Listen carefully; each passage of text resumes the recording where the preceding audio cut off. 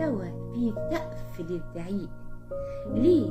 خليك وانت بتزعق يبقى فيه مرجوع سواء ليك او لابنك. حتى بعد ما زعقت خلي فيه خط رجعه، ان انا اجي كده لو عايز اصالح ابني او بنتي، او عايز اقول كلمه اداوي الموقف واداوي الشوشره اللي حصلت والتربكه اللي حصلت، فلازم اخلي فيه سقف للزعيق بحيث ان انا اقدر ارجع وصافي مع ابني. خلي فيه خط رجعه حتى لابني او بنتي لما انا ازعق فيه يجي كده ويحاول انه يعتذر لي، انه يراضيني بكلمه.